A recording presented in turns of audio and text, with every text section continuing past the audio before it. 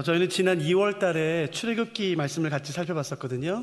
오늘은 지난번 2월 달에 나눴던 말씀이 반밖에 사실 되지 않았기 때문에 이어서 나머지 반 부분을 하려고 합니다. 혹시 성경을 가지고 계시다면 성경을 펴시고 펜도 좀 잡으셔서 이렇게 성경을 직접 확인하시면서 적으시면서 같이 우리가 함께 따라가고 싶습니다. 지난번에 구원에는 두 측면이 있다고 말씀을 드렸어요. 그리고 그 구원의 두 측면을 균형 있게 이해하는 것이 건강한 신앙을 갖는데 굉장히 유익하다고 말씀을 드렸습니다.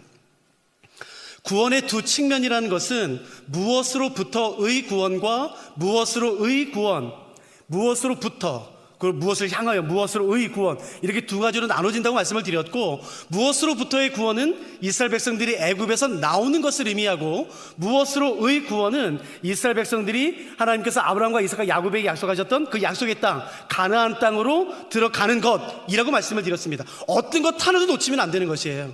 어떤 것 하나도 잊어버리면 안 됩니다. 출애굽은 성경에 언급된, 창세기부터 요한계시록 가운데 언급된 하나님의 수많은 기적 가운데 최고의 기적이에요. 그 어떤 것도 비교할 수 없는, 맞아요, 너무 큰 기적이고 중요하고 의미가 있지요. 그러나 출애굽이 아무리 중요하다 할지라도 그 출애굽의 구원의 핵심은 아니에요. 구원의 전부는 아니에요. 구원의 일부입니다. 구원의 목적이 아니라 하나의 과정이고 그냥 시작에 불과한 것이겠죠. 출애굽은 반드시 가나안에 들어가는 것을 전제로 해야만 됩니다. 가나안에 들어가지 못한다면 출애굽 자체는 심판일 수 있어요. 저주일 수 있어요. 그냥 광야에서 살아야만 되기 때문에 그렇겠죠. 구름도 없고 그냥 그늘도 없고 음식도 없고 물도 없는 광야에서 살아야 되기 때문에 그렇습니다. 그러므로 출애굽한 이스라엘 백성들은 반드시 가나안 땅에 들어가야지만 되는 것이에요. 지난번에 요 앞부분을 나눴다면 오늘은 뒷부분, 가나안 땅에 들어가는 부분을 나누려고 합니다. 여호수아서 1장 말씀을 제가 시간이 허락하는 범위 안에서 제가 한 절 한 절 같이 살펴보고 싶습니다. 여호수아서 1장 1절 2절을 제가 한번 다시 한번 읽어볼 테니까 한번 눈여겨보시겠습니까? 여호와의 종 모세가 죽은 후에 여호와께서 모세의 수종자 눈의 아들 여호수아에게 말씀하여 이르시되, 내 종 모세가 죽었으니 이제 너는 이 모든 백성과 더불어 일어나 이 요단을 건너 내가 그들 곧 이스라엘 자손에게 주는 그 땅으로 가라. 출애굽한 이스라엘 백성들이 무려 40년의 광야 생활을 지난 다음에 드디어 요단강 앞에 섰어요. 요단강까지 오는 게 결코 쉽지 않았습니다. 무려 40년이나 시간이 걸렸고 수많은 우여곡절들이 있었어요. 그러나 이스라엘 백성들은 반드시 요단강을 건너야만 되는 것이에요. 왜냐하면 하나님께서 이스라엘 백성들에게 주길 원하시는 그 약속의 땅은 요단강 저편에 있기 때문에 그런 것이에요. 아무리 수고했다 할지라도 여기서 포기하면 안 돼요. 그 요단강, 나를 지금 가로막고 있는 요단강을 반드시 건너가야 돼요. 그래야지만 하나님께서 우리에게 주길 원하시는 그 유업의 땅을 취할 수가 있고 밟을 수가 있는 것이에요. 요단강이 힘들다 할지라도, 내 힘으로 건널 수 없다 할지라도 절대로 거기서 포기하면 안 되는 것이에요. 어떻게 하면 요단강을 건널 수 있는가? 이제 하나님께서는 여호수아 1장 1절과 2절에 너희는 일어나 요단강을 건너가라라고 말씀하시는데, 여기서 우리가 좀 살펴보신 것은 뭐냐면은 하나님께서 이스라엘 백성들에게 말씀하시는 시기예요. 언제 이렇게 말씀하시는가? 그걸 보면 좀 의미심장합니다. 같은 단어가 두 번이나 반복되는데, 여러분 그게 한번 뭔지 보세요. 제가 한번 다시 한번 1절과 2절을 읽어드릴 테니까 같은 단어가 두 번 반복돼요. 하나님께서 이스라엘 백성과 여호수아에게 이렇게 말씀하셨던 시기가 언젠가? 여호와의 종 모세가 죽은 후에 여호와께서 모세의 수종자 눈의 아들 여호수아에게 말씀하여 이르시되, 내 종 모세가 죽었으니 이제 너는 이 모든 백성과 더불어 일어나 이 요단을 건너 내가 그들 곧 이스라엘 자손에게 주는 그 땅으로 가라. 두 번이나 반복되는 말씀은 뭐냐면은 여호와의 종 모세가 죽은 후에 내 종 모세가 죽었으니예요. 마치 본문을 읽다 보면은 이런 뉘앙스가 됐어요. 느껴져요. 이제 됐다. 이제 모세 죽었으니까 됐다. 들어가라는 것이에요. 마치 하나님은 모세가 죽기를 바라셨던 것 같아요. 모세가 죽은 후에 하나님께서 말씀하세요. 이제 모세가 죽었으니까 이제 됐어. 들어가라는 것이에요. 왜일까요? 여러분, 모세가 누군지 아세요? 창세부터 요한계시록까지 언급되는 하나님의 사람들 가운데 최고입니다. 모든 기적이 이 사람을 통해서 이루어졌어요. 이 사람이 손을 들면 전쟁에서 이기고, 반석을 치면 물이 나오고, 구름 기둥과 불 기둥, 수많은 애굽에 내렸던 재앙이 바로 이 사람의 손끝에서 시작이 되었고, 하나님의 얼굴을 대면하여 보실 뿐만 아니라 십계명, 하나님의 말씀을 직접 받았던 사람, 하나님의 율법을 직접 들었을 뿐만 아니라 하나님과 친구처럼 동행했던 사람이 바로 이 모세예요. 모세가 있으면 아무것도 염려할 필요가 없어요. 아무리 강한 전쟁, 강한 적군이 쳐들어온다 할지라도 모세가 손만 들면 이기는 것이에요. 아무리 먹을 것이 없다 할지라도 모세가 반석을 치면 되는 것이에요. 아무리 홍해가 가득 우리를 막고 있다 할지라도 모세가 그 홍해를 향해서 손을 내뻗으면 되는 것이에요. 모세만 있으면 돼요. 모세만. 왜요? 모세가 다 해주니까. 하나님 이렇게 말씀하세요. 이제 모세 죽었다. 이제 모세 죽었으니까 가라라는 것이에요. 내 인생에 모세가 죽어야 돼요. 내 인생에 의지할 것, 하나님보다 더 의지하는 것, 그 모세가 죽어야지만 비로소 요단강을 건널 수 있는 것이에요. 모세를 의지하는 한 절대로 요단강을 건널 수가 없고, 하나님께 나에게 주신 그 유업을 취할 수가 없습니다. 마치 하나님께서 이사야 선지자를 불렀을 때랑 너무 동일하지 않습니까? 우시야가 죽던 해에 하나님께서 이사야를 선지자로 부르세요. 여러분, 우시야가 누군지 아세요? 제2의 황금기를 이뤄냈던 위대한 왕입니다. 다윗과 솔로몬 때 이스라엘은 역사상 전무후무한 전성기를 누리죠. 정치, 경제, 사회, 문화, 외교, 군사, 그 어떤 것 하나 다른 나라에 뒤지지 않고 최고의 전성기를 이룹니다. 그러나 솔로몬이 주전 931년에 죽은 이후에 이스라엘은 계속 쇠퇴해요. 침입을 당하고 빼앗기고, 경제적으로 어렵고 빼앗기고 또 빼앗기고 또 빼앗기고 계속 위축됩니다. 길을 못 펴요. 그러다가 남유다의 우시야, 그리고 북이스라엘의 여로보암 2세가 집권하게 되던 바로 그때에 다시 한번 전성기가 일어나요. 누구도 꿈꾸지 못했던, 상상하지 못했던 그 황금기가 다시 물밀듯이 와요. 다시 경제가 살아나고 전쟁에서 이기고 그 무용로가 확보되고, 그 다시 한번 그 다윗과 솔로몬 때 누렸던 그 황금기를 우시야와 여로보암 때에 다시 누리게 돼요. 사람들이 살기 얼마나 좋았는지 모릅니다. 이 우시야만 살아있으면 돼. 왜요? 우시야가 왕이 되어서 모든 것을 다 해주니까. 누구도 우시야가 죽는 것을 바라지 않았어요. 내 성경이 이렇게 됩니다. 이사야서에 우시야가 죽던 해에 하나님이 이사야를 선지자로 부르세요. 그리고 이사야를 선지자로 부르시면서 한 가지를 보여주십니다. 혹시 그 보여주신 환상이 뭔지 기억나세요? 하늘 높이 들린 보좌를 보여주세요. 왕이 앉는 그 보좌. 근데 그 보좌를 봤더니 그 보좌에, 온 땅을 다스리는 그 보좌에 우시야가 앉아있는 게 아니에요. 누가 앉아 계신가요? 하나님이 앉아 계세요. 우시야가 죽는 것을 누구도 말하지 않았어요. 우시야가 죽으면 안 돼요. 왜냐면 우시야 때문에 이게 왔으니까. 아니요, 우시야가 한 게 아니었었어요. 하나님이 왕이었었어요. 모세가 있으면 하나님이 보이지 않습니다. 우시야가 있으면 하나님이 보이지 않는 것이에요. 나의 우시야, 나의 모세가 죽어야지만 되는 것이에요. 그래야지만 하나님께서 나에게 주길 원하시는 그 유업의 땅을 비로소 내가 점령할 수가 있고 취할 수 있고 밟을 수 있는 것입니다. 모세 이제 죽었다. 모세 의지하지 말아라는 것이에요. 여러분, 모세를 의지하지 마세요. 하나님을 바라봐야 되는 것입니다. 그렇게 여호수아서는 시작이 돼요. 근데 3절이 굉장히 흥미롭죠. 한번 잠깐 보실까요? 내가 모세에게 말한 바와 같이 너희 발바닥으로 밟는 곳은 모두 내가 너희에게 주었노니. 여러분, 제가 3절을 다시 한번 읽을 테니까 한번 이 질문을 생각해 보시겠어요? 그렇다면 하나님께서 이스라엘에 약속하셨던, 아브라함과 이삭과 야곱에게 약속하셨던 그 가나안 땅은 주신 땅인가요? 앞으로 주실 땅인가요? 한번 생각해 보세요. 이미 주셨나요? 아니면 앞으로 주실 건가요? 제가 3절 읽어볼 테니까 한번 대답해 보세요. 내가 모세에게 말한 바와 같이 너희 발바닥으로 밟는 곳은 모두 내가 너희에게 주었노니. 여러분, 동그라미 쳐보세요. 너희 발바닥으로 밟는, 여러분, 이것은 밟을로 해석하셔야 돼요. 미완료형으로 되어 있어요. 그러니까 미래입니다. 네가 앞으로 밟을 거야. 그 땅을 밟을 거야. 근데 그 다음 말이 재밌죠? 곧 모두 내가 너희에게 주었다. 완료로 되어 있어요. 그렇기 때문에 가나안, 그 약속, 유업의 성격은 무엇이냐면은 이미 약속하셨어요. 그러나 아직 주어지진 않았어요. 그 땅은 이미 약속으로 주어졌어요. 그러나 아직 성취되지는 않았어요. 하나님의 전적인 은혜로 주어진 이 약속의 땅, 그 은혜가 나의 삶에 성취되기 위해 필요한 것은 뭐냐면은 내가 밟아야 되는 것이에요. 누구도 대신 밟아주지 않습니다. 누구도 대신 기도해 줄 수 없는 것이에요. 내가 취해야 되는 것이에요. 누가 오늘 그런 마음이 되도록 하시겠습니까? 기다린다고 되는 것이 아닌 것이에요. 이건 내가 취해야 되는 것이에요. 어쩔 때는 잠잠히 기다려야 될 때가 있는 것이에요.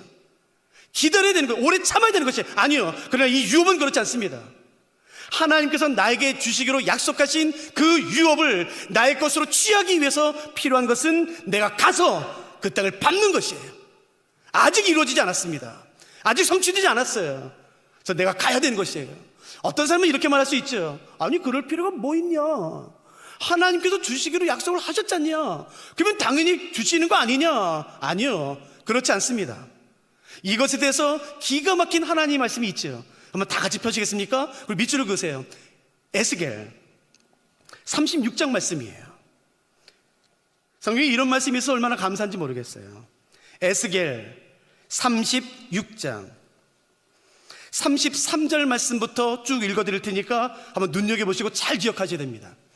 에스겔 36장 33절부터 제가 천천히 읽어드릴게요. 주 여호와께서 이같이 말씀하셨느니라. 내가 너희를 모든 죄악에서 정결하게 하는 날에, 그러니까 회복시킨 날이죠. 성읍들의 사람이 거주하게 하며 황폐한 것이 건축되게 할 것인즉, 무너졌던 것이 다시 회복되기 시작하는 것이에요. 34절, 전에는 지나가는 자의 눈에 황폐하게 보이던 그 황폐한 땅이 장차 경작이 될지라. 사람이 이르기를 이 땅이 황폐하더니 이제는 에덴 동산같이 되었고 황량하고 적막하고 무너진 성읍들의 성벽과 주민이 있다. 옛날에는 사람이 살지 못했어요. 무너졌으니까, 황폐해졌으니까. 그러나 이제 하나님께서 다시 회복시키기 시작했다는 것이에요. 36절, 너희 사방에 남은 이방 사람이 나 여호와가 무너진 곳을 건축하며 황폐한 자리에 심은 줄을 알리라. 나 여호와가 말하였으니 이루리라. 기가 막힌 말씀이에요. 하나님의 약속입니다. 내가 반드시 이 성을, 이 땅을 회복시킬 거야. 황폐되었지만, 무너졌지만 다시 일으킬 것이고 사람이 살게 할 거야. 사람들이 깜짝 놀랄 거야. 내가 말했으니까 이룰 거야 라는 것이에요. 중요한 것은 바로 그 다음 절입니다. 37절 말씀에 모두 밑줄 그시겠어요? 주 여호와께서 이같이 말씀하니라. 그래도 이스라엘 족속이 이같이 자기들에게 이루어 주기를 내게 구하여야 할지라. 하나님의 약속이 있어요. 그 약속을 나의 것으로 취하기 위해, 나의 것으로 성취하고 이루기 위해 필요한 것은 뭐냐면은 계속해서 기도하는 것이에요. 그리고 내가 받는 것이에요. 내가 취하는 것이에요. 어떤 것은 기다리면 되는 것이 있죠. 그러나 유업은 그렇지 않습니다. 하나님께서 여러분에게 주길 원하시는 유업이 어디 있습니까? 그 유업을 정확히 바라보셔야 되는 것이에요. 요단강에 가로막혀 있는 그 유업을 내가 바라봐야 되는 것이에요. 이미 약속했다 할지라도 그때까지 내가 취해야 되는 것이에요. 그래서 지금 여호수아서는 말하고 있는 것이에요. 여호수아서는 이렇게 시작이 됩니다. 다시 여호수아를 한번 가시겠습니까? 4절. 저는 이 4절이 너무 좋아요. 이 4절 안에 담겨있는 지혜는 웬만한 지혜 문학에서도 발견할 수 없는 지혜예요. 한번 들어보세요. 4절. 곧 광야와 이 레바논에서부터 큰 강, 곧 유브라데 강까지 헷 족속의 온 땅과 또 해지는 쪽 대해까지 너희의 영토가 되리라. 하나님께서 아브라함과 이삭과 야곱에게 약속하셨던 그 땅의 범위가 어떻게 되는지 말씀하시는데 보세요. 광야, 그 남쪽에 있는 그 넓은 광야, 그리고 레바논에서부터 큰 강 유브라데까지, 거기가 다가 아니에요. 헷 족속의 온 땅, 그 위쪽 지역에 헷 족속의 온 땅과 또 해 지는 쪽 대해, 지중해를 의미하거든요. 그 넓은 광활한 땅, 여러분 이 범위를 지도로 본다면 얼마나 광활한 땅인지 몰라요. 넓은 땅입니다. 430년 동안 종로를 샜던 이스라엘 사람들이 결단코 바라볼 수 없었던, 자기 힘으로 가질 수 없었던, 아니 그 당시 주변 열강들이 모두 탐냈던, 원했던 바로 그 넓은 광활한 땅이 바로 이 땅이에요. 그러므로 이스라엘이 끝까지 가서 취해야 되는 것이 바로 이것입니다. 광야, 레바논에서부터 유브라데강까지, 우리 해쪽 속의 땅까지, 여러분 그 지중해까지 그 넓은 광야를 이스라엘 백성들은 가서 취해야 되는 것이에요. 그러나 잘 들어보세요. 4절에 언급된 이 범위는 이스라엘 백성들이 반드시 가서 취해야 하는 곳이지만 동시에 멈춰야 되는 곳이에요. 이 4절에 언급된 이 땅은 이스라엘 백성들이 가서 취해야 하지만 반드시 거기에서 멈춰야 되는 것이에요. 그 경계선 너머의 땅을 취할 수 있는 힘이 있다 할지라도, 지위가 있다 할지라도, 무기가 있다 할지라도, 능히 군사가 있다 할지라도 아니요, 절대로 넘어서는 안 되는 것이에요. 그러므로 1장 4절이 말하는 것은 이스라엘 백성들이 가야 하는 곳인 동시에 멈춰야 되는 곳이에요. 여러분, 자기가 어디에서 멈춰야 되는지 아는 게 지혜입니다. 할 수 있다고 모든 것을 해서는 안 되는 것이에요. 동일한 말씀이 신명기 말씀도 있지요. 한번 신명기 2장 말씀을 잠깐 보실까요? 앞에 신명기 2장. 신명기 2장 4절부터 읽어드릴 테니까 한번 보세요. 동일한 말씀이 있습니다. 신명기 2장 4절. 너는 또 백성에게 명령하여 이르기를 너희는 세일산에 거주하는 너희 동족 에서의 자손이 사는 지역으로 다닐진대. 그러니까 세일 땅, 에돔 지역을 의미하죠. 그들이 너희를 두려워하리니 너희는 스스로 깊이 삼가고 그들과 다투지 말라. 그들의 땅은 한 발자국도 너희에게 주지 아니하리니 이는 내가 세일산을 에색의 기업으로 주었음이라. 여러분 9절도 보세요. 여호와께서 내게 이르시되 모압을 괴롭히지 말라. 그와 싸우지도 말라. 그 땅을 내가 너희에게 기업으로 주지 아니하리니 이는 내가 롯 자손에게 아르를 기업으로 주었습니다. 하나님께서는 이스라엘 백성들에게 가라 말씀하세요. 동시에 멈추라라고 말씀하세요. 여호수아서 1장 4절에 언급된 이 땅은 이스라엘 백성들이 전심전력으로 가서 취해야 되는 땅이에요. 동시에 거기서 멈춰야 되는 것이에요. 네, 다시 말씀드리지만 내가 아무리 군사력이 뛰어나고 내가 아무리 할 수 있는 무기가 있다 할지라도 그 경계를 넘어서 취하면 안 되는 것이에요. 할 수 있다는 것은 해도 된다는 것을 의미하지 않습니다. 멈출 줄 아는 지혜가 필요해요. 무조건 많이 갖는다고 좋은 게 아닙니다. 내게 주지 않으신 것이 있어요. 내 취했을 때, 가졌을 때, 내 땅을 넓혔을 때, 재정을 넓혔을 때, 내 지위를 넓혔을 때 반드시 그 재정이, 그 자리가 우리를 해야 하는 것을 우리는 많이 봐요. 우리가 정말로 구해야 되는 그 지혜는 뭐냐면은 하나님, 나에게 멈출 수 있는 지혜를 주십시오 라는 것이에요. 정말 멋있는 사람 중에 한 사람은 뭐냐면은 자기가 멈출 때를 아는 것이에요. 할 수 있다고 모든 것을 다 가지면 안 된다는 뜻입니다. 문자 그대로 여러분 너무 많은 땅을 갖지 마세요. 너무 많은 집을 갖지 마세요. 너무 많은 재정을 갖지 마세요. 아이 돈 많으면 좋지 않나요? 절대로 아닙니다. 여러분 필요한 만큼이 그 이상의 자리와 그 이상의 명예와 그 이상의 땅과 집과 그 모든 것들을 소유하게 될 때에 그 넘은 것이 반드시 나의 영혼을 좀 갈라먹게 돼 있어요. 나의 영혼을 반드시 멸망시키게 돼 있어요. 이 지혜, 갈 때와 멈춰야 되는 것을 아는 지혜, 저는 그 지혜가 오늘 우리에게 있으면 정말 좋겠더라고요. 또 다른 지혜가 바로 그 다음에 나오죠. 7절과 8절을 한번 보시겠습니까? 7절, 8절 유명한 말씀이죠. 오직 강하고 극히 담대하여 나의 종 모세가 내게 명령한 그 율법을 다 지켜 행하고 우로나 좌로나 치우치지 말라. 그리하면 어디로 가든지 형통하리니 이 율법책을 내 입에서 떠나지 말게 하며 주야로 그것을 묵상하여 그 안에 기록된 대로 다 지켜 행하라. 그리하면 내 길이 평탄하게 될 것이며 내가 형통하리라. 하나님께서 이 말씀을 언제 주셨냐면 이스라엘 백성들이 가나안 땅에 들어가서 그 가나안 족속과 싸우기 전에 이 말씀을 주세요. 여호수아야, 이스라엘 백성아, 내 말 한번 들어봐라. 이제 너희가 한 번도 싸워보지 못했던 적들과 싸울 거다. 너희의 손에는 무기 하나 없는데 칼과 창과 병거와 너네들이 한 번도 보지 못했고 경험하지 못했던 그 어마어마한 무기를 가진 가나안 족속과 이제 너희가 싸울 거야. 여러분, 이 당시는 시기적으로 본다면 청동기에서 철기로 넘어갈 때예요. 그래서 가나안 족속은 일반 세계사에 의하면 칼이 있었어요, 창이 있었어요, 방패가 있었어요, 병거가 있었어요. 그러나 이스라엘 사람들 손에는 칼 하나 없었습니다. 돌도끼밖에 없었어요. 어떻게 이깁니까? 하나님께서 그래서 미리 말씀하세요. 이스라엘아, 들어라.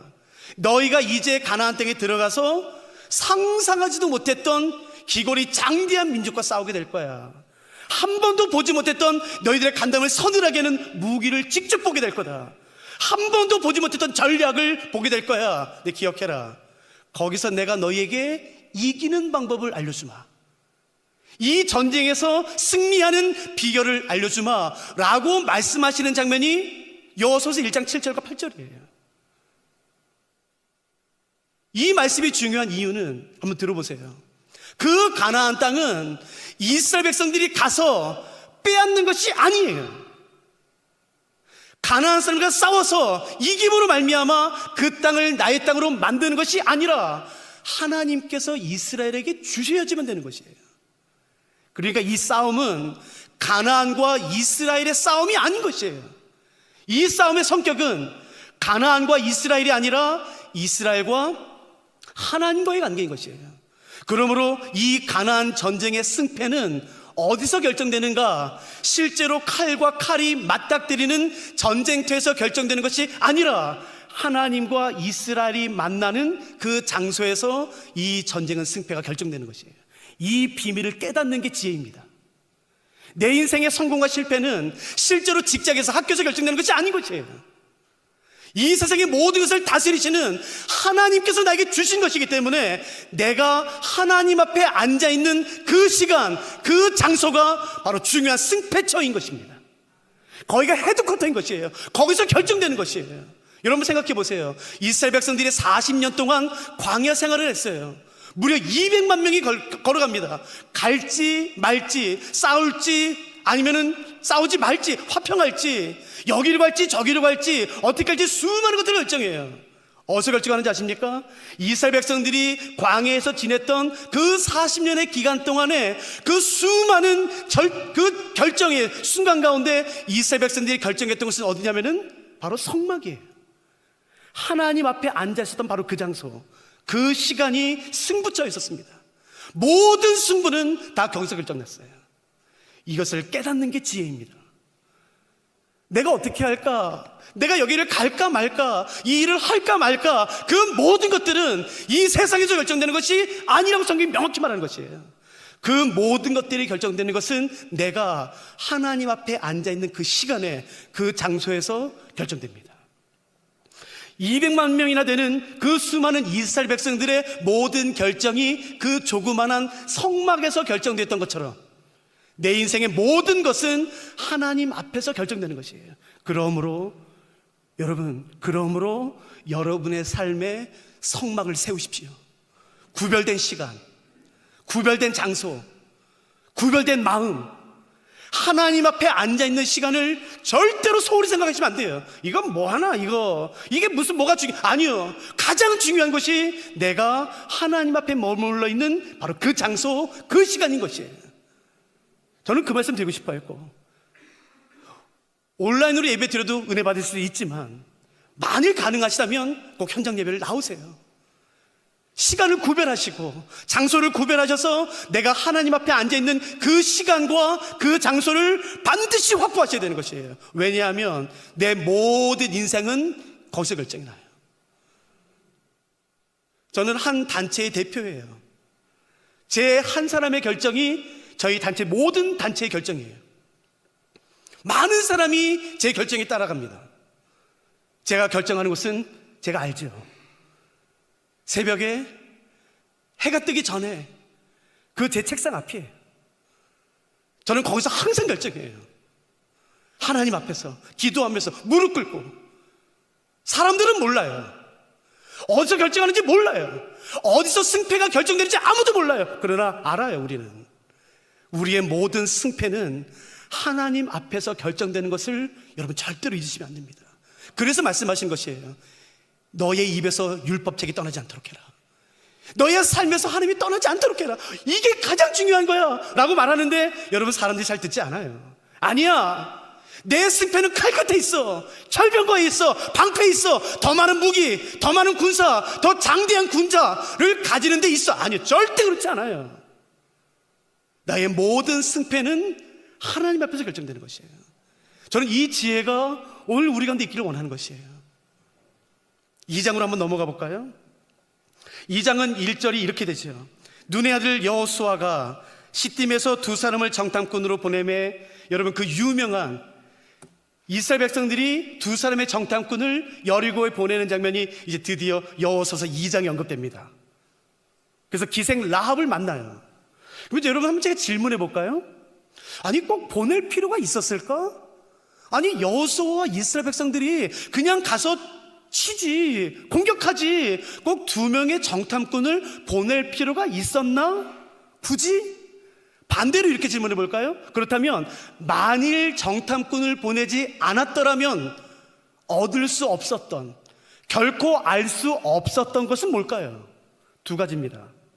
정탐꾼을 보냄으로 말미암아 알게 된 것, 정탐꾼을 보내지 않았더라면 절대 알 수 없었던 것은 두 가지예요.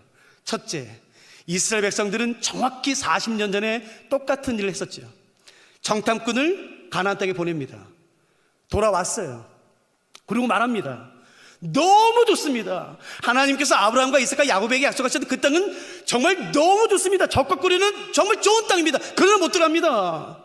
거기는 우리보다 키가 커요. 무기가 커요. 성이 요새화되어 있어요. 우리는 절대로 못합니다 라고 정탐꾼의 보고로 말미암아 이스라엘 백성들의 간담이 높고 두려워졌어요. 그 두려움을 극복해내지 못했어요. 그 두려움에 사로잡혀서 이스라엘 백성들이 내린 결정은 뭐냐면은 그 약속의 땅 바로 앞에서 뒤돌아서 다시 광야로 가는 것이었어요.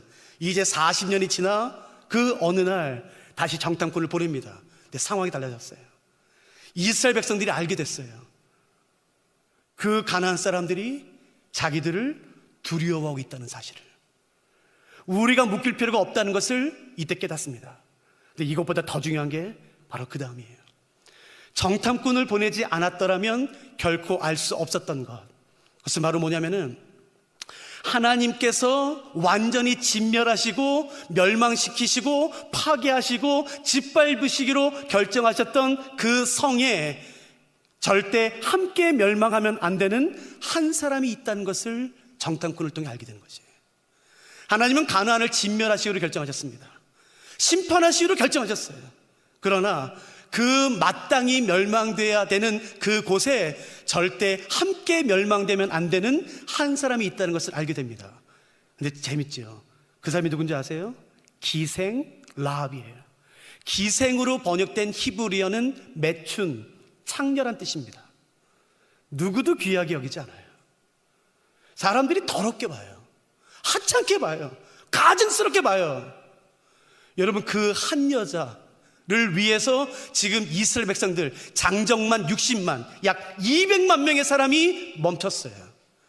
하루 이틀, 여러분 200만 명이 빨리 가서 그 땅을 정복해야지 비용이 줄어듭니다. 200만 명이 이동하지 않고 한 곳에 계속 있으면 비용이 얼마나 많이 드는지 아세요? 수억 들어요, 수억. 하루하루 지날수록 더 많은 돈이 들게 돼 있어요. 그 여자가 그럴 가치가 있습니까? 수억의 돈을, 무려 200만 명의 사람들이 움직이지 않고 기다릴 만큼의 가치가 그 여자에게 있습니까? 그 돈을 쏟아 부어서 그 고작 한 명, 창녀 같은 그 한 명 구원하는 게 그렇게 가치가 있습니까? 사람들은 말하겠죠. 없습니다. 그러나 하나님은 아닌 것이에요. 아니야, 있어라는 것이에요. 사람들의 생각과 하나님의 생각이 달랐고 사람들의 답과 하나님의 답은 달랐어요. 기꺼이 200만 명이나 되는 그 어마어마한 사람들의 행군을 멈추게 하시면서까지, 그 어마어마한 비용을 들이시면서까지 정탐꾼을 보내십니다. 그래서 찾아내요. 하나님이 멸망하시기로 결정하신 그 성에 절대 함께 멸망되면 안 되는 그 사람을 찾아내세요. 여러분, 우리가 그 사람들입니다. 하나님께서 찾아내신 사람들. 여러분, 우리는 구원의 가치가 있어서 구원을 받았습니까?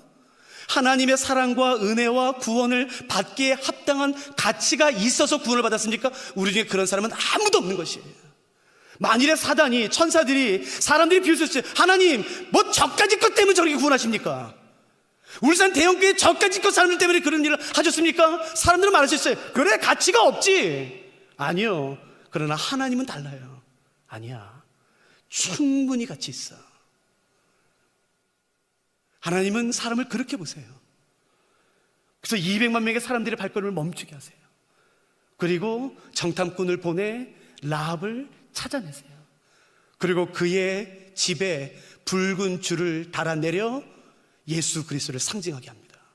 더 기가 막힌 건 뭔지 아세요? 그 라합이라는 여자는 기생이었는데 단지 건짐을 받고 구원을 받은 것에서 끝나지 않고 예수 그리스도가 오는 족보에 그 이름이 올라가게 됩니다. 예수 그리스도가 오는 통로가 돼요. 그 놀라운 축복을 받은 그 한 사람의 이야기가 바로 여호수아 2장에 언급된 거죠.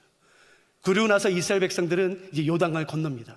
여러분, 요단강을 건너는 것은 홍해를 건너는 것과 완전히 다른 것이에요. 홍해는 이스라엘 백성들이 할 것이 아무것도 없습니다. 아까도 말씀드렸지만 모세가 다 했어요. 이스라엘 백성들이 홍해를 건너기 위해 할 것은 아무것도 없었어요. 그냥 모세가 손을 들면 홍해가 갈라졌고 그 갈라진 곳을 이스라엘 백성들은 건너기만 했으면 됐어요. 그러나 요단강은 다릅니다. 요단강은 1년을 기다리든 10년을 기다리든 100년을 기다리든 절대로 갈라지지 않아요. 어떤 사람은 홍해에 서 있는 사람이 있죠. 그러나 우리 중에 어떤 사람들은 요단강 앞에 서 있는 것이에요. 제가 이 말씀을 준비한 이유는 적어도 이 금요일 날 저녁 모임까지 올 정도의 신앙이라면 저는 이미 홍해를 건넌 사람이라고 생각하는 것이에요. 우리 중에 대부분의 사람들이 저는 요단강 앞에 서 있다고 생각합니다. 요단강 기억하세요. 기다린다고 갈라지지 않아요. 1년이 됐든 10년이 됐든 기다린다고 갈라지지 않습니다. 요단강이 갈라지는 방법은 오직 하나예요. 물이 흘러내리는 그 깊이를 알 수 없는 요단강에 내 발을 내디딜 때 갈라지지 않았는데요. 물살이 너무 센데요. 아니요. 그럼에도 불구하고 죽기로 각오하며 하나님 말씀에 순종해서 그 요단강에 내 발을 내디딜 때 여러분, 그때 비로소 요단강이 갈라지는 것이에요. 누가 오늘 나이를 가로막고 있는 요단강에 여러분 발을 내디디시겠습니까? 오늘 그 밤이 되면 좋겠는 것이에요.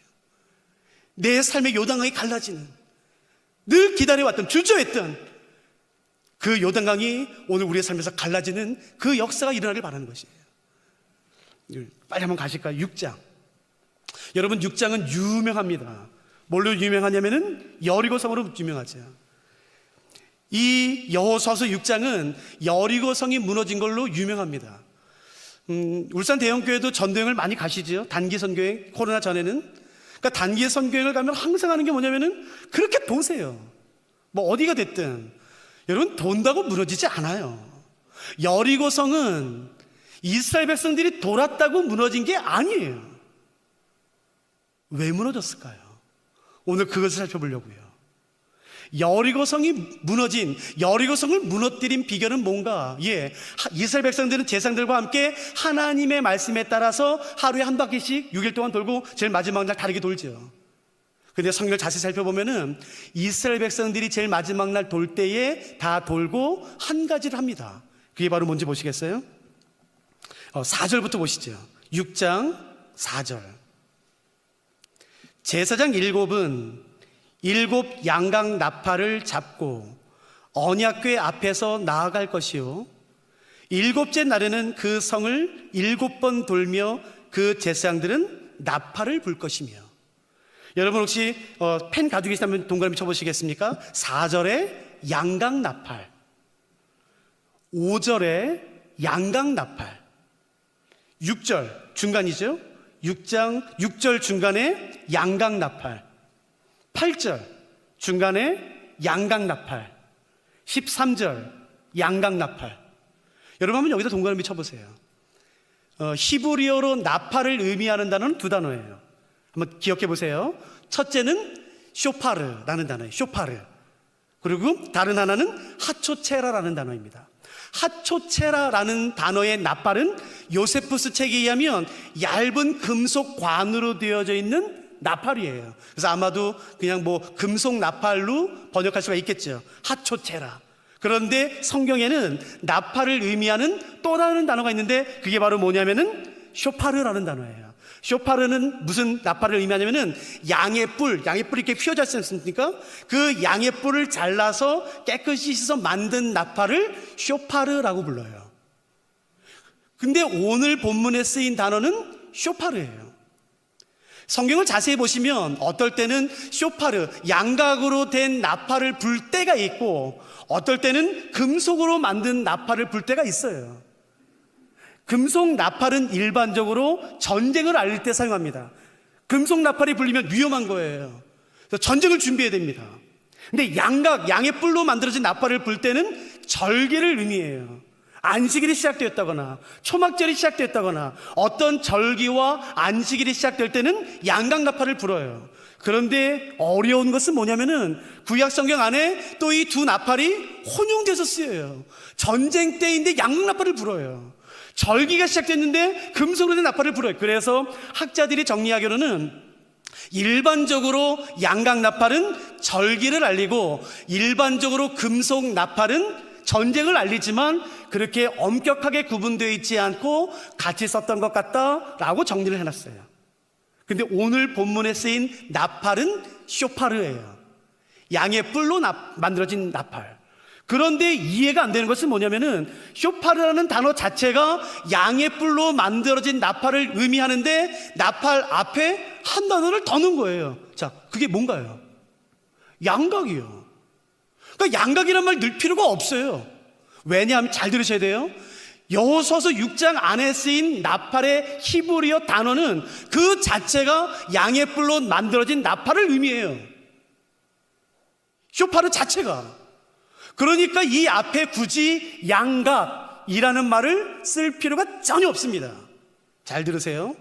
창세기부터 요한계시록까지 양각이라는 말은 총 5번 나오는데 모두 여호수아서 6장에만 나옵니다. 우리는 자꾸 양각나팔라는 단어를 많이 쓰기 때문에 성경에 이 단어가 많이 나올 것 같아요. 그렇지 않습니다. 양각나팔은 오직 총 5번만 나오고 여호수아서 6장에만 나와요. 한번 적어보세요. 양각으로 번역된, 나팔 앞에 있는 양각으로 번역된 히브리어는 요벨이라는 단어예요. 쇼파르가 아니라 요벨. 요벨은 양의 뿔을 의미합니다.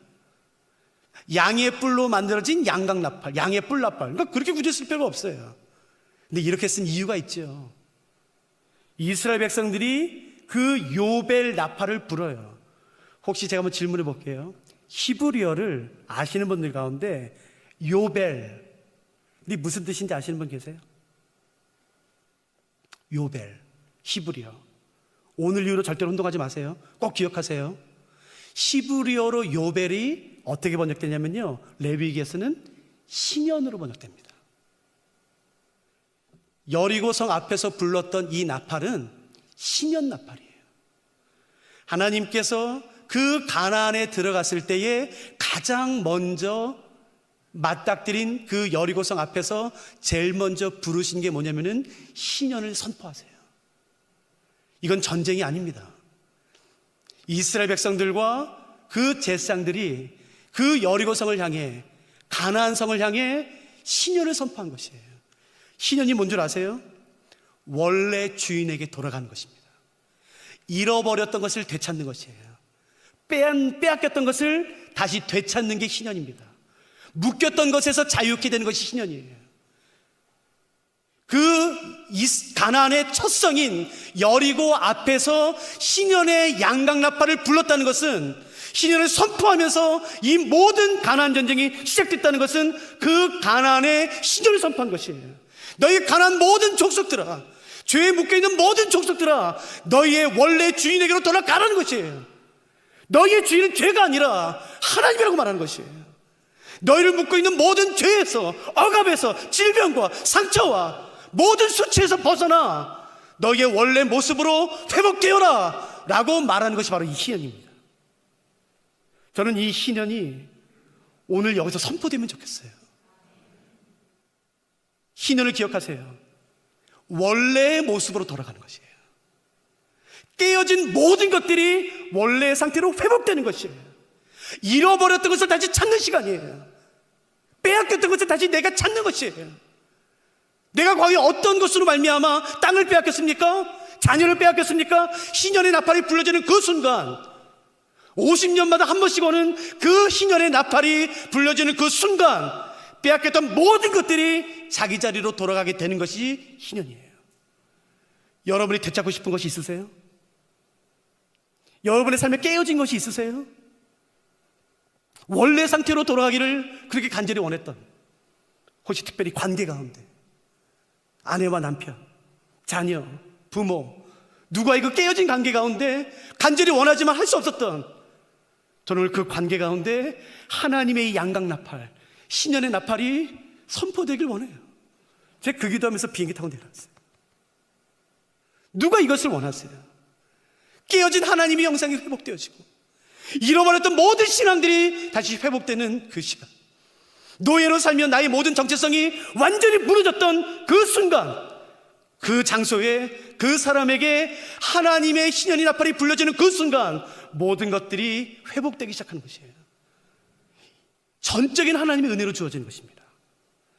예수 그리스도께서 오셔서 이 희년을 50년마다 한 번씩 주어지는 이 희년을 매 순간만으로 바꾸셨어요. 한번 잠깐 보실까요? 누가복음 4장입니다. 다 같이 펴실까요? 누가복음 4장 16절 말씀부터 읽어드릴 테니까 한번 눈여겨보세요. 누가복음 4장, 예수 그리스도의 첫 설교입니다. 예수께서 그 자른하신 곳 나사렛에 이르사 안식일에 늘 하시던 대로 회당에 들어가서 성경을 읽으려고 서심해 선지자 이사야의 글을 들이거늘 책을 펴서 이렇게 기록된 데를 찾으시니 곧 주의 성령이 내게 임하셨으니 이는 가난한 자에게 복음을 전하게 하시려고 내게 기름을 부으시고 나를 보내사, 잘 들어보세요, 포로된 자에게 자유를, 눈먼 자에게 다시 보게 함을 전파하며 눌린 자를 자유롭게 하고, 여기다 밑줄 그으세요. 포로된 자에게 자유를, 눈먼 자에게 다시 보게 함을, 눌린 자를 자유롭게 하고 주의 은혜의 해를 전파하게 하려 하심이라. 주의 은혜의 해가 바로 신년입니다. 책을 덮어 그 맡은 자에게 두시고 앉으시니 회당에 있는 자들이 다 주목하여 보더라. 21절, 이에 예수께서 그들에게 말씀하시되 이 글이 오늘 너희 귀에 응하였느니라. 그러면은 포로된 자가 자유롭게 되는 날은 언젠가요? 눈먼 자가 다시 보게 되고 눌린 자가 자유롭게 되는 날은 언젠가요? 내일인가요? 죽어야지만 되나요? 아닙니다. 예수님께서 이 말씀을 선포하세요. 그게 오늘이다라는 거죠. 50년을 기다려야지만 경험할 수 있는 그 희년을 예수 그리스도께서 오심으로 말미암아 매 순간으로 다 바꿔놓으셨어요. 예수 그리스도의 이 은혜가 임하는 그 순간이 희년입니다. 매일마다 우리는 예수 그리스도로 말미암아 이 희년의 은혜를 경험할 수 있다라고 성경이 증언하는 것이에요. 저는 신유의 은사를 믿어요. 영적인 자유함뿐만 아니라 그런 정신적인 자유함, 그리고 육적인 자유함이 예수 그리스도의 이름과 그 보혈로 말미암아 우리에게 지금 이 시간 2021년 3월 달에도 우리에게 주어진다고 저는 믿습니다. 저는 지난주도 제가 경험했으니까. 왜 주저하세요 근데? 왜 이 희년이 있는데 다른 데 가서 주저하세요? 누가 오늘 이렇게 기도하시겠습니까? 하나님, 내 삶에 이 희년을 선포해 주십시오. 희년은 스스로 부르는 게 아니에요. 예수 그리스도께서 선포해 주시는 것이에요. 그 전적인 은혜가. 지난주에 정말 많은 사람들이랑 상담을 했어요. 구체적으로 말씀드리지 못해서 너무 죄송한데, 한 자매가 찾아와서 상담하다가 그 묶임 가운데 수많은 저주, 어떻게 이런 저주를 다른 사람한테 쏟아낼 수 있을까? 이 사람이 잘못한 게 아닌데 그 수많은 저주로 오랫동안 눌려있던 사람이 어떻게 찾아왔어요. 그래서 제가 복음을 전했어요. 그래서 그 자매가 가면서 저한테 이러고 갔어요. 목사님, 저 그러면 오늘부터 다시 울어도 되나요? 근데 그 말이 제 안에 깊이 남아요. 자기는 울 자격도 없다라고 사람들이 말했어요. 너는 울 자격도 없어. 아니요. 여러분, 사람들의 묶임으로부터 자유해지십시오. 환경으로부터, 어떤 질병으로부터, 관계로부터, 영적으로. 여러분, 예수 그리스도의 영이 임하는 곳에 자유함이 있는 것이에요. 예수 그리스도께서 이 땅에 오신 이유 가운데 하나는 그의 놀라운 복음과 신년의 선포를 우리에게 선물로 주길 원하시는 것이에요. 저는 이스라엘 백성들이 가나안 땅에 들어가서 싸우는 그 첫 전투에서, 첫 성을 향해서 이 신년을 선포한 것이 저는 그렇게 좋더라고요. 저는 그래서 오늘 기도하면서 내려왔어요. 하나님, 오늘 우리 사랑하는 울산 대형교회 성도님들 한 사람 한 사람의 삶의, 개인의 이 희년의 나팔을 불어주지 않으시겠습니까? 이 희년을 선포해 주지 않으시겠습니까? 간절히 원하는 그 사람, 내 자녀를 향해서. 요즘 왜 이렇게 그런 일이 많은지 모르겠어요. 정신적으로 그 마음의 상처를 받은 사람, 마음의 병을 가진 사람들이 오늘날 왜 이렇게 많은지 모르겠어요. 기도하세요. 하나님, 내 자녀에게 이 희년의 복음을 선포해 주십시오. 자유케 되는 복음, 묶임에서 자유케 되고 눌림에서 자유케 되는 이 놀라운 복음. 나 같은 사람 하나님이 기도 응답해 주실까? 그런 사람일수록 2장을 기억하세요. 하나님이 어떤 분인지 아세요? 2만 명이나 되는 사람들을 기꺼이 멈추게 하시면서까지 사람들에게 버림받았고 천하게 여김받았던 그 기생 라합을 끝까지 찾아내 손잡고 구출해 내신 분이 바로 우리 하나님이세요. 우린 그 은혜가 필요합니다. 기도하시죠. 여러분, 우리 오늘 이 기도 드리고 싶어요. 하나님, 나를 불쌍히 여겨주시옵소서. 나를 긍휼히 여겨주시옵소서. 하나님, 나는 하나님의 은혜가 아니면 아무것도 할 수 없습니다. 내가 의지했던 모든 모세와 내가 지금까지 의지했던 나의 우시아를 내려놓습니다. 맞습니다. 하나님, 나는 문제만 생기면 어떤 사람 찾아갔었습니다. 나는 문제만 생기면 돈으로 해결하려고 했습니다. 나는 문제만 생기면 어떤 힘을 의지했습니다. 하나님, 내가 나의 모세, 나의 우시아를 내려놓습니다. 나의 보좌에 오직 하나님만 앉아주십시오. 하나님만을 다스려 주십시오. 내가 주님에게만 승복합니다. 그러다 한 번만 살려주십시오. 내 가정에, 내 남편에, 내 아내에, 내 자녀, 내 부모님, 아니 우리 셀에 어떤 누구, 하나님 주의 구원의 그 희년의 복음을 선포해 주십시오. 자유케 되는 그 놀라운 전적인 은혜가 오늘 우리한테 임할 수 있도록 도와주시옵소서. 머뭇거리지 말게 하시고 내가 가서 취하게 하시고 단지 기다리는 것이 아니라 내가 그 땅에 가서 밟을 수 있도록 도와주시옵소서. 하나님, 때로는 내가 멈출 수 있는 지혜를 주십시오. 수많은 돈이 쏟아진다 할지라도 내가 그걸 거절할 수 있는 용기를 주십시오. 수많은 높은 자리와 명예가 내게 주어진다 할지라도 내가 다 받아먹지 않도록 도와주십시오. 멈출 수 있는, 끊을 수 있는 지혜를 나에게 허락해 주시옵소서. 주님께서 가라 하실 때 내가 가게 하시고, 주가 멈춰라 하면은 멈출 수 있는 그 용기와 은혜와 지혜를 나에게 허락해 주시옵소서. 하나님, 내 인생의 모든 결정을 내가 이제 사람 앞에서 하지 않습니다. 직장에 가서 하지 않습니다. 내가 하나님 앞에서 결정합니다. 내 삶의 시간을 떼고 장소를 떼어서 내 삶의 성소를 만들어 드립니다. 주님, 내가 여기서만 결정하겠습니다. 여기서만 내가 주의 말씀을 들음으로 말미암아 결정하겠습니다. 주님, 내 삶에 성소를 세울 때에 내 삶에 임하여 주시옵소서. 그리고 나에게 말씀해 주시고 결정하여 주십시고 내 삶을 인도하여 주시옵소서. 하나님, 나는 여전히 주의 은혜가 필요하고 주의 희년의 복음이 필요합니다. 내 삶을 묶고 있는, 내 삶을 억누르고 있는 그 모든 것으로부터 하나님 희년의 복음이 선포될 수 있도록 축복해 주시옵소서. 여러분, 우리 각자 주의 앞에 나가서 이제 기도하기 시작하십시오. 주의 은혜를 간구하며 우리 주 앞에 나가기 시작하십시오. 주님께서 오늘 우리를 만나주실 것이고 은혜를 베풀어 주실 것입니다.